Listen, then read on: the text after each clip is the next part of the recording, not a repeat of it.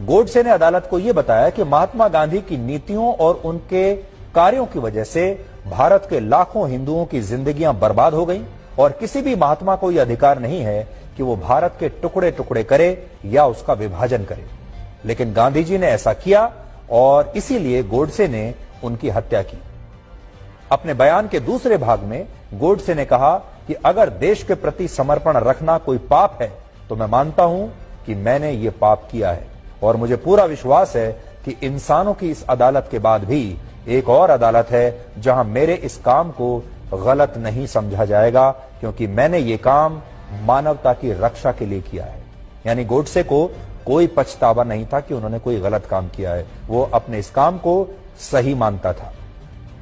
यहां एक बड़ी बात यह है कि अदालत में जब महात्मा गांधी की हत्या के मामले की सुनवाई शुरू हुई तब नाथूराम गोडसे पर जो आरोप लगाए गए थे उनके जवाब गोडसे को लिख कर देने थे और बाद में इन जवाबों को जज के सामने पढ़ा जाना था।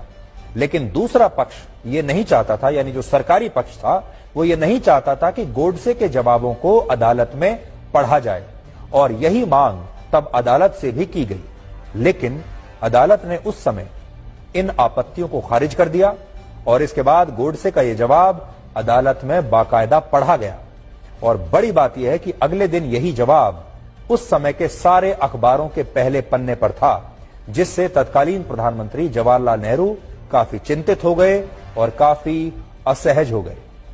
नेहरू को यह डर था कि गोडसे का पक्ष गांधी जी के प्रति देश के लोगों का नजरिया बदल सकता है, इसलिए वो गोडसे के बयान को सार्वजनिक रूप से प्रकाशित करने के खिलाफ थे और उन्होंने गोडसे के इन बयानों पर बाद में बैन भी लगा दिया था, प्रतिबंधित कर दिया था।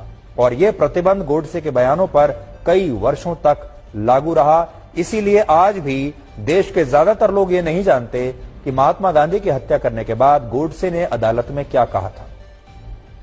गोडसे ने महात्मा गांधी पर भारत का विभाजन करने और मुस्लिम तुष्टीकरण के गंभीर आरोप लगाए थे और इनका जिक्र अपने बयान के तीसरे अध्याय में गोडसे ने किया है। गोडसे ने कहा कि महात्मा गांधी ने कभी मस्जिद में गीता पढ़ने का साहस नहीं किया, क्योंकि वो जानते थे कि मुस्लिम इसके विरोध में खड़े हो जाएंगे। लेकिन हिंदू मंदिरों में उन्होंने कुरान पढ़नी जरूर शुरू कर दी थी, जिससे गोडसे को ऐसा लगा कि गांधी जी इस तरह से मुस्लिम तुष्टीकरण की राजनीति कर रहे हैं। हालांकि यहां एक तथ्य यह भी है कि महात्मा गांधी अपने जीवन काल में सिर्फ एक बार ही मंदिर गए थे। ये भी आप जान लीजिए, महात्मा गांधी अपने जीवन काल में एक बार मंदिर गए थे बस।